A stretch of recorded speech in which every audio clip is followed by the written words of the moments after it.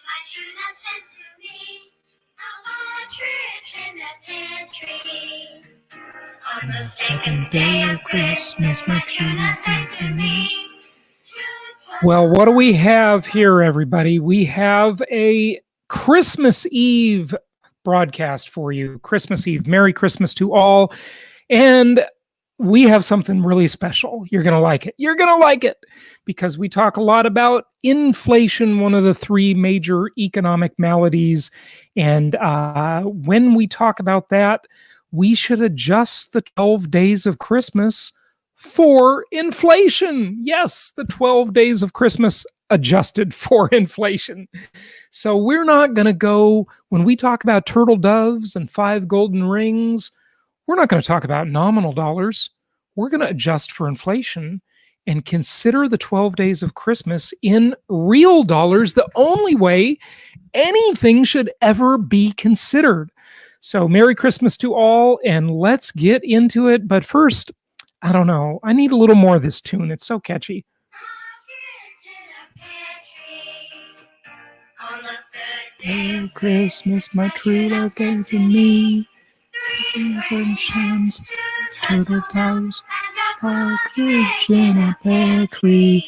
So what do you think those things all cost adjusted for inflation? What do you think those things cost in today's dollars? Not in the old dollars. Not when the song was written, which, by the way, when was this song written? It's such a great song. It's such a catchy tune. Post below, comment below, and tell me what your favorite Christmas carols are. Chad says, Merry Christmas. Merry Christmas, Chad. Thanks for joining us. And this, by the way, will be today's podcast episode. So I figured I should do it live because visually, there's a lot to show here. So let's get into it. Let's get into the 12 days of Christmas adjusted for inflation. But first, speaking of inflation, the Wall Street Journal yesterday published the average U.S. home price, not to be confused with the median price. They're usually not that far off, but they could be. You know, median and average are different. There are those who don't know that, which is pretty scary. But the average U.S. home price was 14.6% higher than the price the same time last year. Yes, people have been making a lot of money in real estate. What happened to the crash bros? You know, all of the folks saying the market's going to crash. I suppose they'll be right eventually because, hey, a broken clock is right twice a day, isn't it? Yes, it's true. They will eventually be correct. Peter Schiff will be correct someday. It may not be in our lifetimes, but someday he will be right, and all the other doom and gloomers will be right too. So that's the way it goes. But hey, the 12 days of Christmas. Well, before we get into that, we got a contest coming up because I guess Trump vetoed the stimulus bill. I did a whole rant about that on the podcast a couple of days ago, and what a complete epic scam it was. And I tell you, even if you hate Donald Trump, you gotta check your beliefs and your ego on the Trump hatred, because that guy has made tremendous personal sacrifice for the country. And now he's going to get tons of hate because he wants you to get $2,000, not $600. So he might stand in the way of you getting $600 next week, but maybe you'll get $2,000 instead, which would be much better. You know, we can send $10 million to Pakistan for gender studies, or we can give the American people $2,000 instead of $600. Well, not exactly, because if you do the math, you get the idea. It's the sentiment that counts. I'm being sentimental. It's Christmas, okay? Well, tomorrow's Christmas. But yeah, can you believe all of that money going to foreign governments, corrupt foreign governments, instead of to the American taxpayers? Absolutely ridiculous. Ridiculous, but that's the way you have it with what's called pork barrel legislation. No good. And that's why the president should have what Ronald Reagan wanted many years ago, and that is a line item veto. Because then they could send the president 50, how long was this ridiculous bill? It was 5,700 pages or something, the longest bill ever, full of pork barrel legislation. And they could send them that. And then the president could just go through line by line and say, nope, I'm not doing that. I'm not doing that. I'm not doing that. And whether the president was a Republican or a Democrat, they would really be held accountable, the president would, because they wouldn't be able to have the excuse, look, we had to negotiate with Congress, and this is the best bill we could get. And, the American people needed the money, and so I just signed it. The president wouldn't be able to get away with that any longer. And thank you, Chad, for posting that it was 55. You can't make this up, ladies and gentlemen. 5,593 pages. Now, compare that to the healthcare bill, Obamacare, the one they passed at like 2 a.m. on Sunday morning, or really Monday morning, Sunday night, whatever you want to call it. That was like 2,700 pages. And that's the one where Nancy Pelosi said, we got to pass the bill to read what's in it. You can't make this stuff up, folks. The fact is better than the fiction. So she said that, and that was ridiculous, of course. And then Dodd-Frank came, and did Dodd-Frank come before Obamacare? No, it came after Obamacare. And Dodd-Frank, the one that really, really made all these ridiculously stringent, incomprehensible banking rules and real estate rules and lending rules and all this kind of stuff. That was like 2,200 pages, I believe. So it's all ridiculous. It really is. But enter our contest and you can win $500. Okay. And I just want to let you in on a little secret here, folks. We are a small business. There will not be a million entries into this contest. So your chances of winning are actually quite good. Yeah, they are quite good. All you need to do is make a quick little simple video, super easy. Tell us about your real estate and your investing goals for the new year and beyond. And, you can throw in some other goals, health and fitness, professional goals, family goals, travel goals, leisure goals, new hobbies, new skills, whatever, all those goals, any goals you have, throw them into your video just for added flavor. Or if you don't think there's enough to talk about as far as real estate and investing and your financial growth, we help you create wealth here. That's what we've been doing for many, many years. And just go to jasonhartman.com/contest right now. Open another browser tab while you're watching me. Go to jasonhartman.com/contest and enter, and you could be one of the 2 lucky people that win $500. And again, I'm going to tell you, your odds are good. There will not be many entries.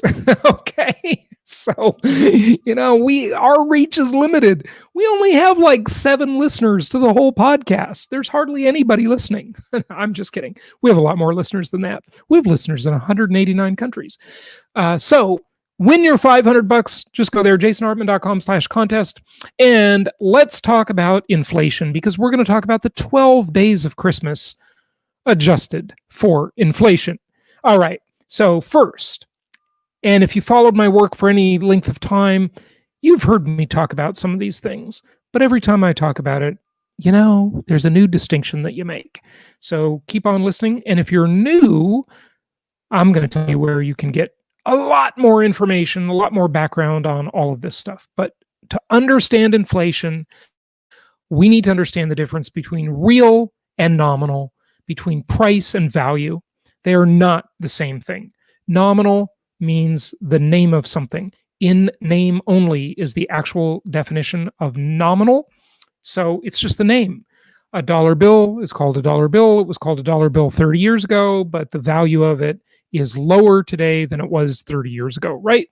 So Nominal and real, very different. Inflation is this insidious hidden tax that destroys our purchasing power of anything, including these things.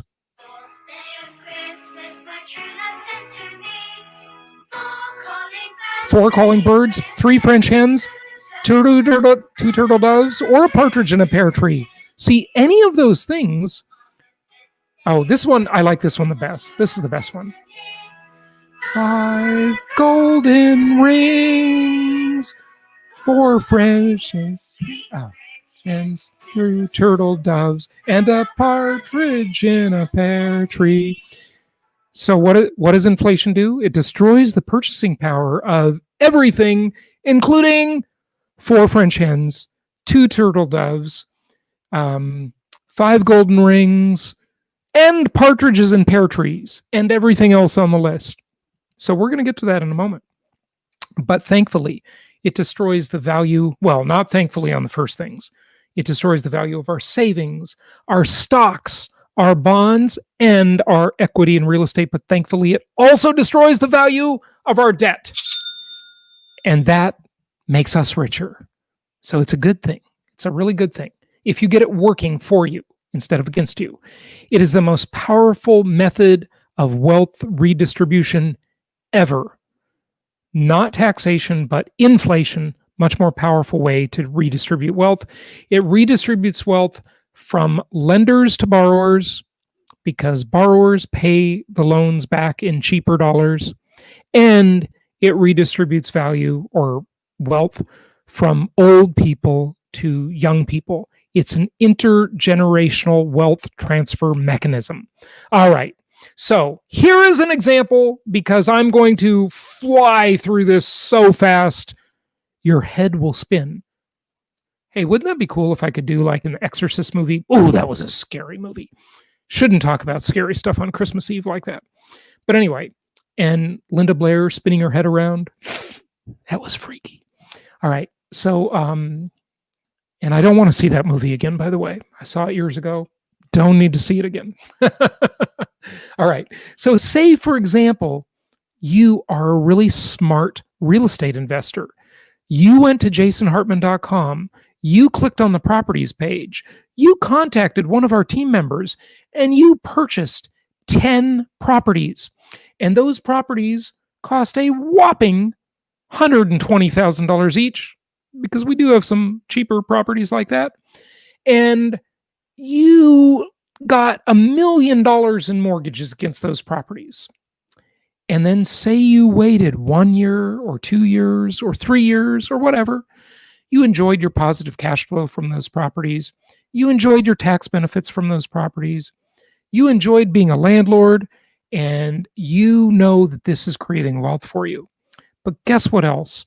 Let's assume that those $1 million in mortgages were interest-only mortgages, meaning you paid zero principal. They were not amortized. Oh, Sarah says I sing like her. Oh, Sarah, I'm guessing that's not a compliment, but duly noted, because God did not give me the gift of singing. Unfortunately, because I actually really do like to sing and I love music.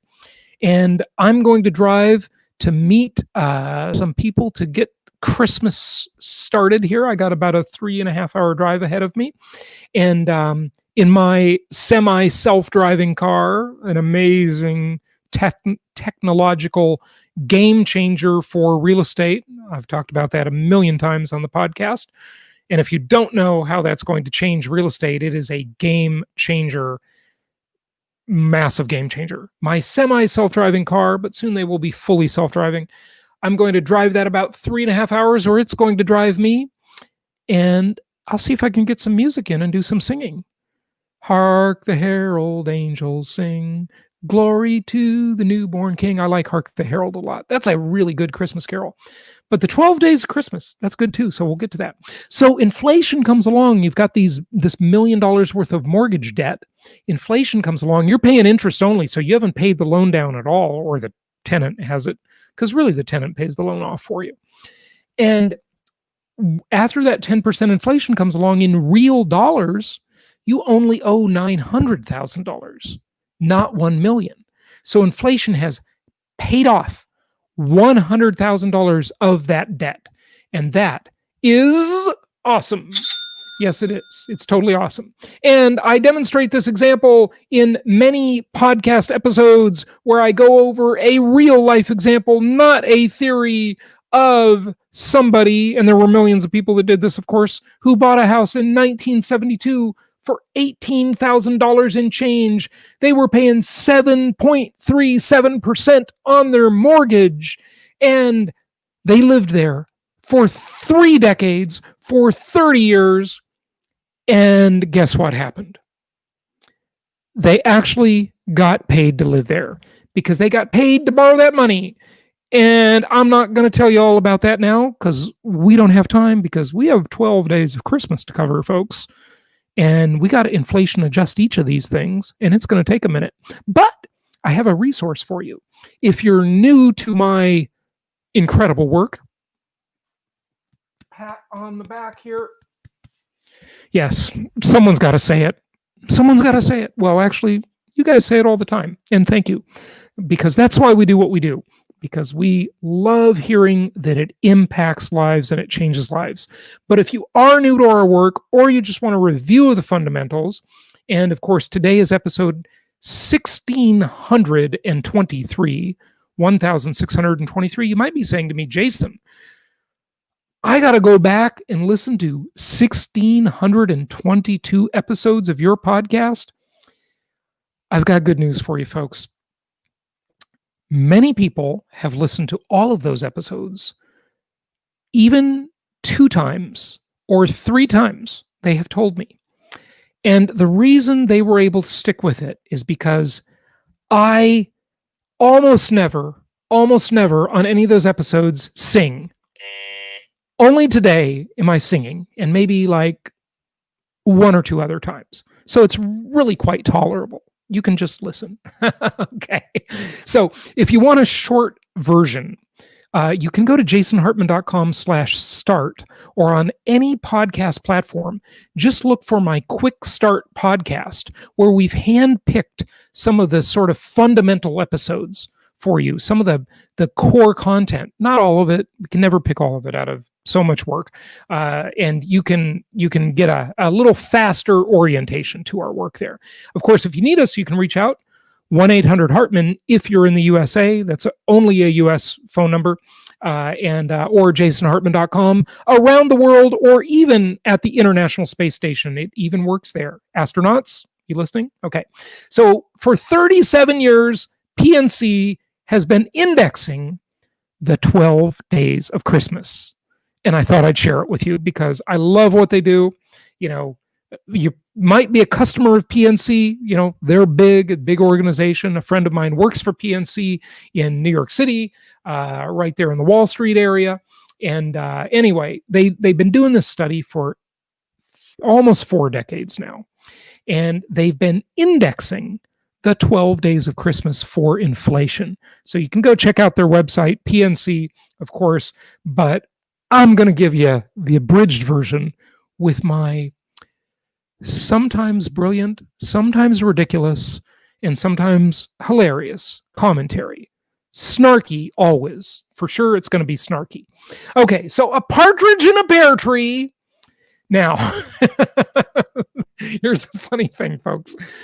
The partridge in a pear tree, and many of these other things, you're going to notice there's no inflation adjustment. Why is that? Well, because the partridge in the pear tree remains unchanged, okay, since 2019. So there's been no inflation in this particular commodity. But some of the things we will discuss as we go through the 12 days of Christmas, some of them you will discover can't be obtained. We live in a pandemic era, COVID-19 84. You can't even get some of this stuff anymore. So they don't know how to adjust it for inflation. So you're going to see that as we go through all 12 items. All right. So they say, PNC says, well, 2020 was anything but predictable. The partridge sheltered in place, right? A lot of us had to shelter in place, right? As the price for him and his pear tree remains unchanged, zero inflation. Let's go to the next one. Okay, how about two turtle doves? Well, they got a lot more expensive. The two turtle doves are way up. You're going to pay 50% more. 50% more. Okay, that is just from last year. So, turtle doves, expensive. Now, one of the takeaways here is not just about investing, but it's also, it is Christmas Eve, and you might be thinking, wow, I'm in big trouble because I didn't buy a gift for my true love. So, maybe you don't buy 12 things, but if you want to be a smart gift buyer, you want to buy the things that haven't had any inflation, right? Like a partridge in a pear tree, because it's the same as last year. And maybe last year you had a different true love. Right? You might have changed your true love year over year, just like inflation changes year over year. And here you've seen no inflation. I don't know. That wouldn't be very thoughtful to buy your true love the same gift you bought your other true love, right? That's probably not going to go over well, especially if one of them finds out. Yeah, you're going to be in trouble for that one. Okay, so the turtle doves are up 50%. Turtle doves are getting expensive. How about three French hens? Well, they're up a little bit, but not as bad as the turtle doves. Okay, the three French hens are up more than the price of housing. Okay, because we just went over that. And how much was that up? Well, that was up. Let's go back. There it is. 14.6%. Well, three French hens are going to cost you more than that, aren't they? Yes, they are. Let's go back to the French hens. Oh, there we go. 15.7% increase in price for the three French hens. Okay, how about four calling birds? 0% increase. You can still get those four calling birds for the same price as last year. Now, remember, this index does not show you. Well, at the end, I'm going to show you a chart that will show you this. But each of these is just year over year, right? It's not going back 37 years to when they started the index for the 12 days of Christmas. But this is just year over year, okay? All right, how about 5 golden rings? Way up, 14.5%. Now, you might be saying, well, Jason, what about gold as an investment? If you follow my work, you've heard me talk about gold, and Sarah's saying talk about silver.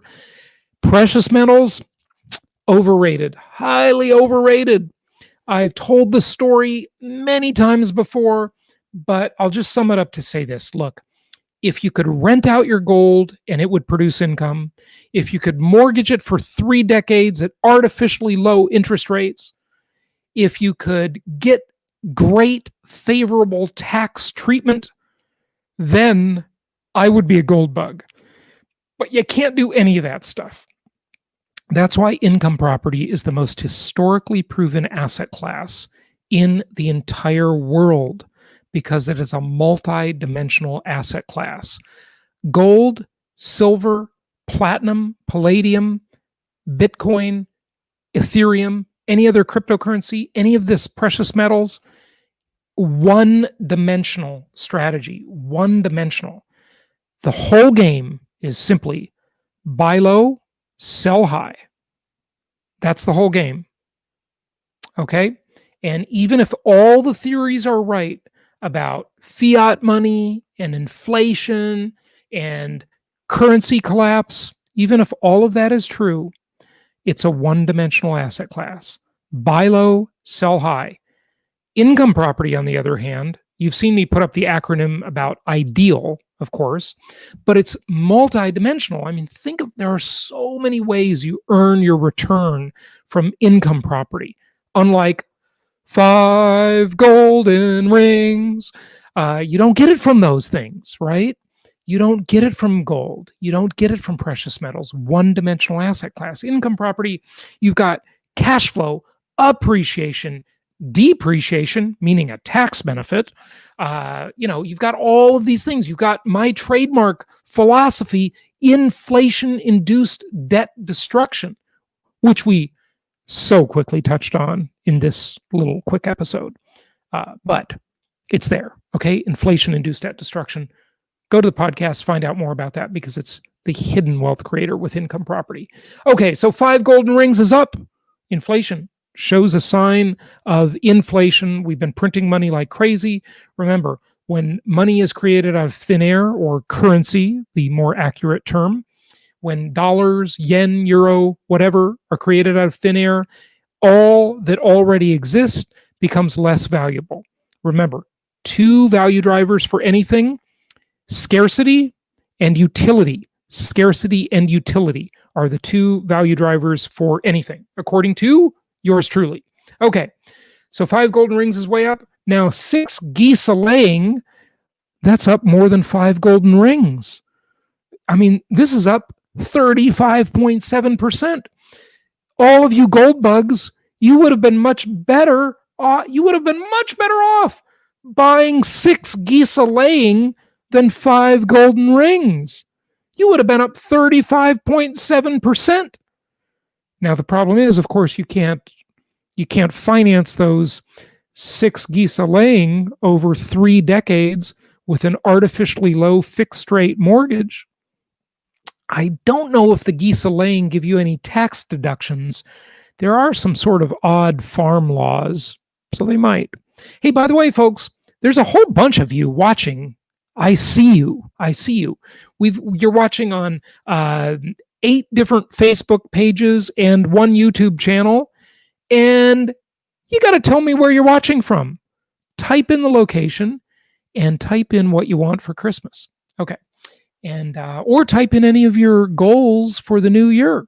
All right? Because that's what our contest is about. And the link for the contest is scrolling across the bottom of your screen to win $500. And again, I want to say, not a lot of people will enter the contest. So your odds are good. There will not be thousands of people entering. We're a small business. You folks listening, like if all of you watching right now, or all of you listening on the podcast, entered the contest, you would have a very good chance of winning $500. So do it.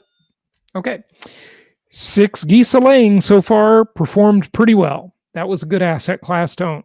Okay, how about 7 swans a-swimming? Well, no inflation in swans a-swimming. Okay, even 7 of them. Your true love would pay $13,125 to buy them all in 2020, and that was about the same as last year. So 0% inflation in swans a-swimming, which, by the way, swans a-swimming are surprisingly expensive. I had no idea they were that expensive. Okay, wow. All right, well, how about 8 maids a-milking? This one's funny.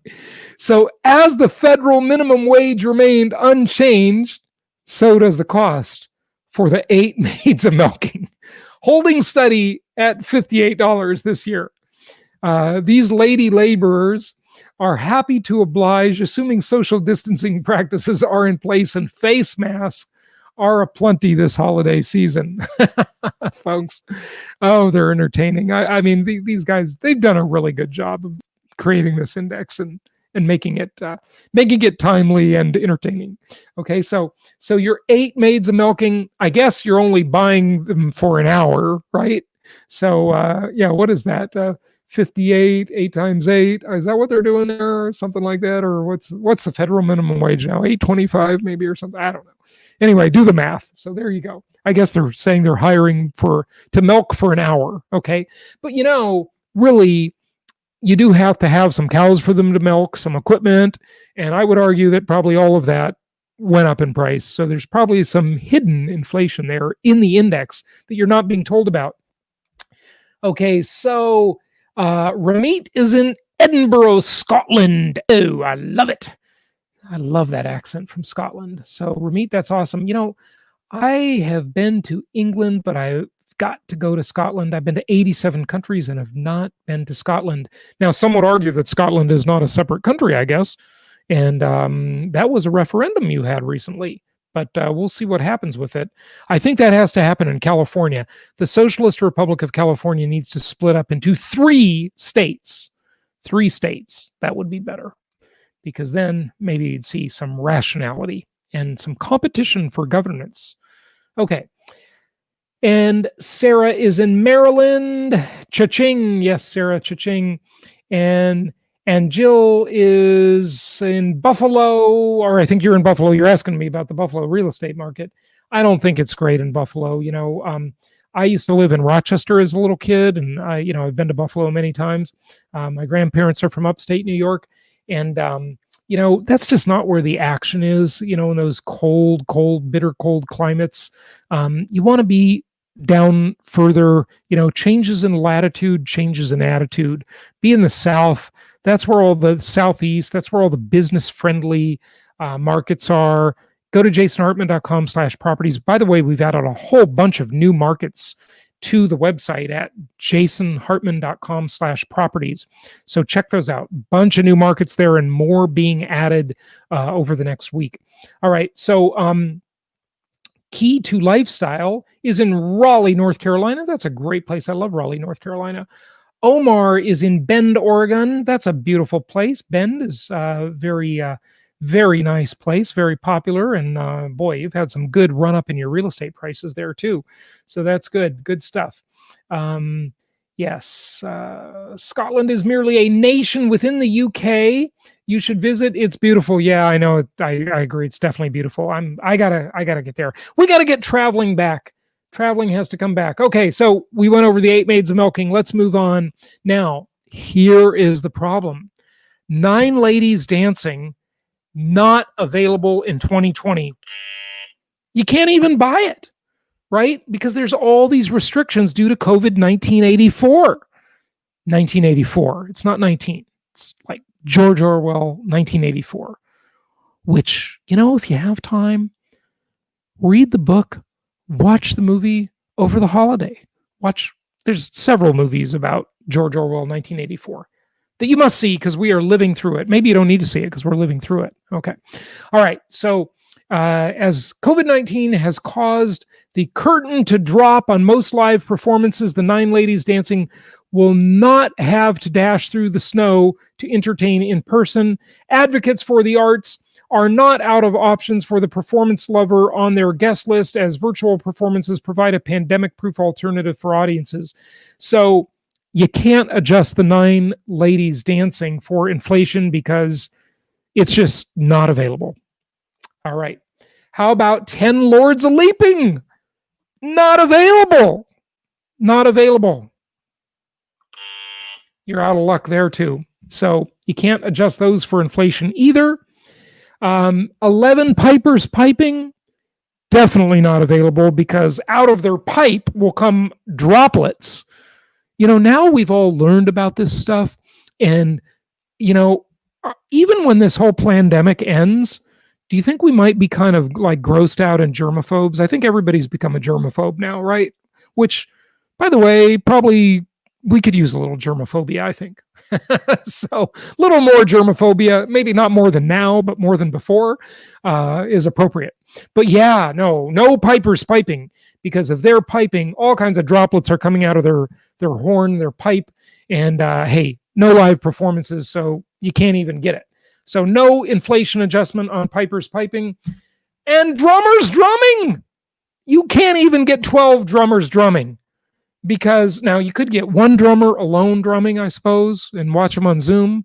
But yeah, so you're out of luck there too. It's going to be really hard to do the index this year and adjust things for inflation on the 12 days of Christmas.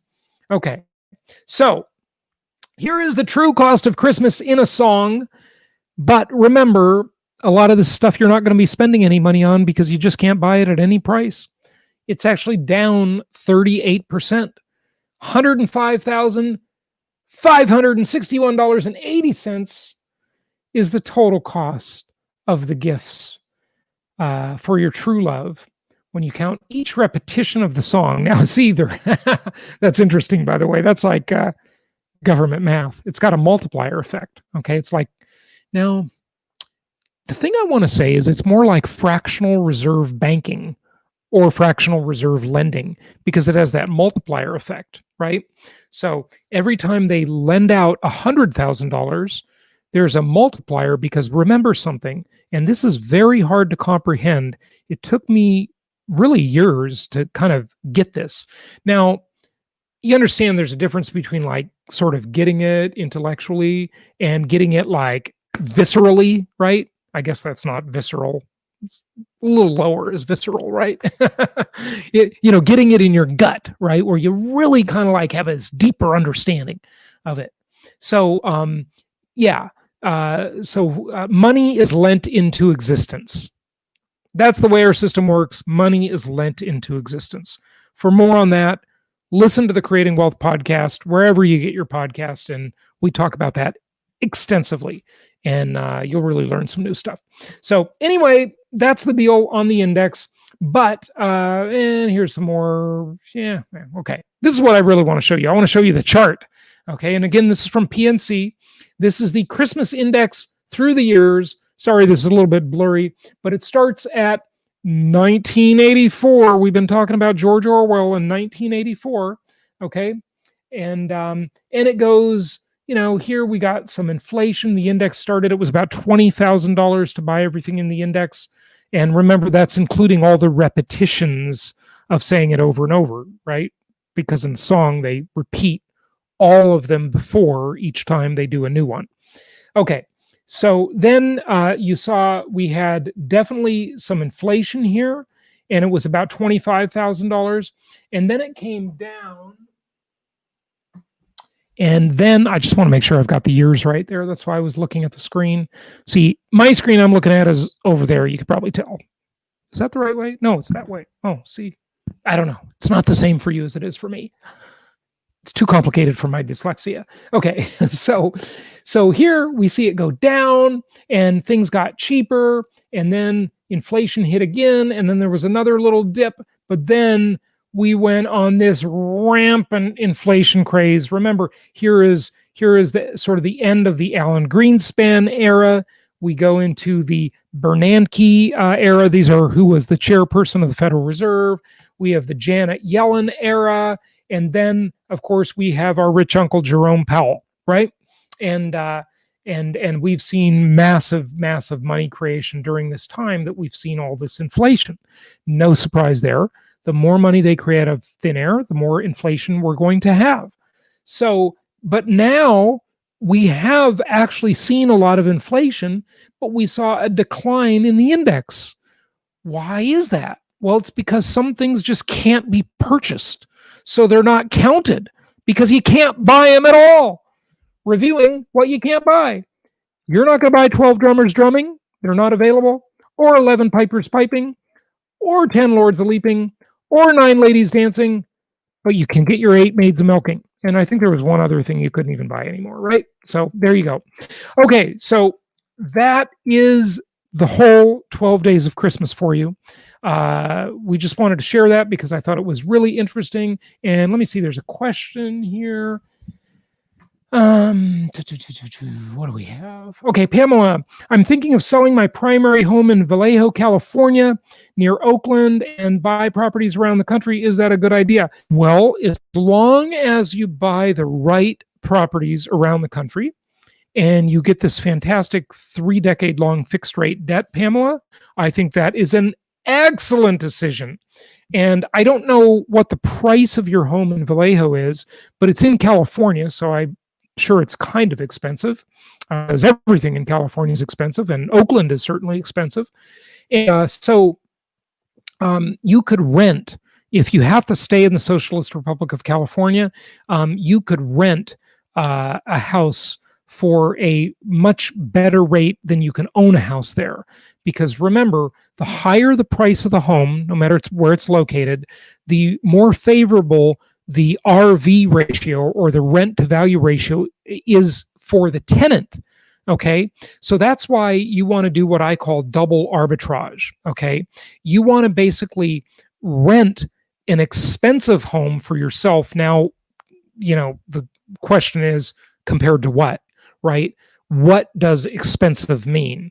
Now, that varies by market, but I can tell you this for sure, Pamela, that if the house is over 350 or $400,000, it really, really becomes a better deal to rent it than own it, because the rent to value ratio starts to really fall off the cliff in favor of the tenant and not in favor of the landlord when you get to about $300,000. Now, that number used to be lower. It changes over time, because if you would have asked me that question 10 years ago, I would have said 250,000. But I'm adjusting for inflation, just like the 12 days of Christmas index is. Okay. So yeah, keep that in mind. But generally speaking, you're going to be much better off having a lot of inexpensive rental properties that other people rent from you at a favorable RV ratio or rent to value ratio for you, Pamela, and an unfavorable RV ratio for the tenant. Okay. And those less expensive homes just have much better economics, and they're much less risky, and you're going to be diversifying your risk. And remember something else. This is a good question that Pamela asked, because you got to always remember another thing. Your home is never, ever, ever an investment. Now, does that mean nobody ever makes money on the home they live in? Of course not. That they get lucky. Their house goes up in value. They make money. Great. But you can usually do better on the low price rental properties. Remember, my definition of an investment is that it produces income. If it does not produce income, it's not an investment. And of course, your home does not produce income, so it can never be really considered an investment. It always has to be considered an expense. Okay, your home always has to be considered an expense, because, oops, I took the contest thing off of here. Just a moment, I got to get it back. Technical difficulties here, folks. Okay, there it is. It's on the screen now. So you always have to consider your home an expense and not an investment. Okay. Okay. So I've got another one from Boot Hill Ranch, Idaho. Let me get back to that one. I just put the contest link in the chat, so that ought to, depending on what platform you're watching, that should appear. So Boot Hill Ranch, Idaho says, we are in a deflationary environment, not inflationary. Debt to GDP studies show that the higher debt loads are massively deflationary. Money supply does not create inflation. We need velocity. Also, I agree with you that we need velocity, but I disagree with you about inflation or deflation. And look, I'm not going to have time to go into this now, but I have studied this extensively for almost 20 years. And we talk about this ad nauseum on the podcast. I interview tons of experts. I know what the Consumer Price Index says. And I know they manipulate the Consumer Price Index in three major ways: weighting, substitution, and hedonic indexing. And all of those things artificially suppress the CPI, okay, to make it inaccurate. And there's a very big incentive for the government to manipulate the Consumer Price Index and make inflation seem lower than it really is. Why is that? Well, because, of course, all the government entitlements and the government salaries are indexed to inflation. So it costs the government more money. And also, generally speaking, it makes the populace upset, right? The voters don't want to hear that there's a lot of inflation, right? That's not good for their standard of living. So, and then if you look at asset inflation versus consumer price inflation, those are dramatically different. Dramatically different. So asset prices have skyrocketed. There is massive inflation in assets. And one of the things I've talked about, that's my own theory that I've talked about many times on the podcast, is that there is a huge knock-on effect to asset price inflation.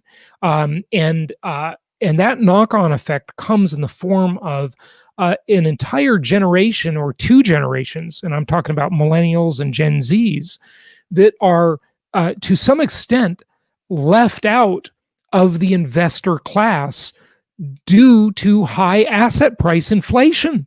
Okay. Now, I get it that electronics become cheaper, and this is just this is called progress, and it's all hedonically indexed to make it seem less expensive, right? And there is some logic behind that, but when they hedonically index inflation, what they're saying is we are not entitled to progress. Think about it. If they had the consumer price index back in the day when Thomas Edison invented the light bulb, and the light bulb changed the world, right?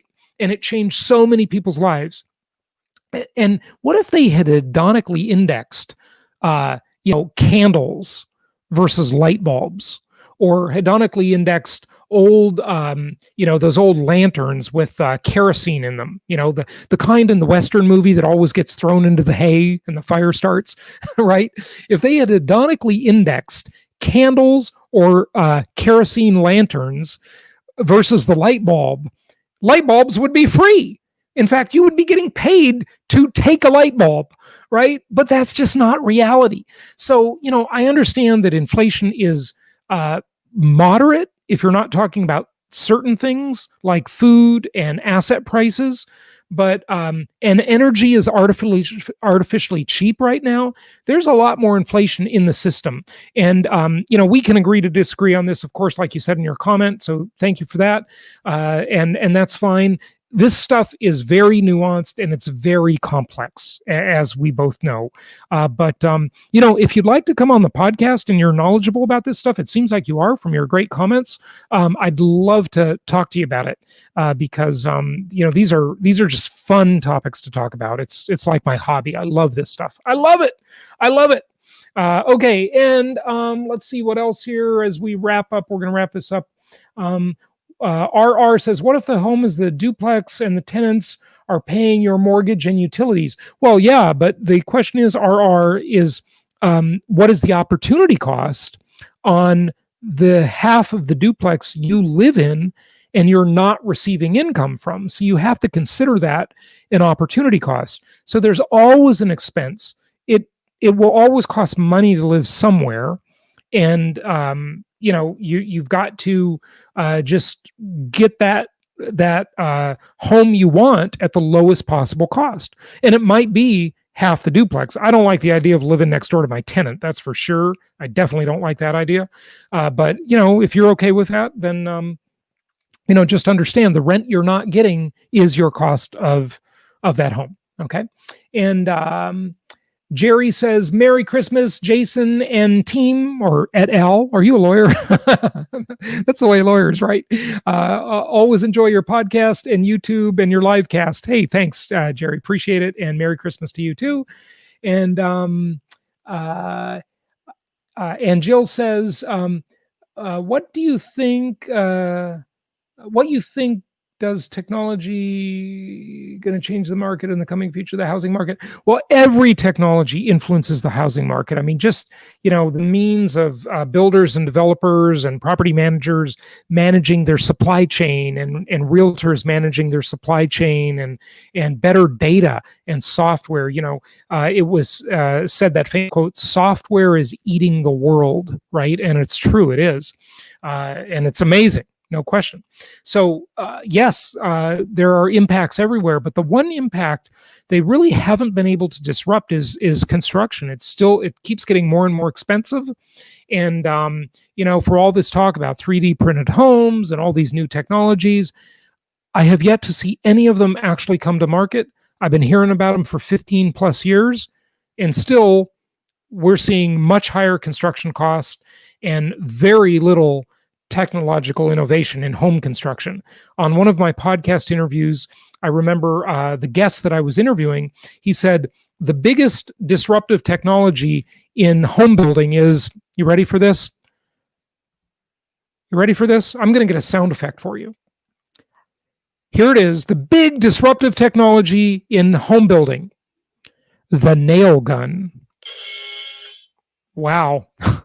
So you don't have to use a hammer, you got a nail gun, right? Oh, wow. Big technological disruption, right, folks? Not so much. Okay, with that, I will leave you with the 12 Days of Christmas song on the way out. And just want to wish all of you, if you don't celebrate Christmas, happy holidays, whatever you celebrate. But since it is Christmas Eve, this is appropriate. And there is the index of the 12 Days of Christmas. Hope you enjoyed it, and wishing you all the best and happy investing.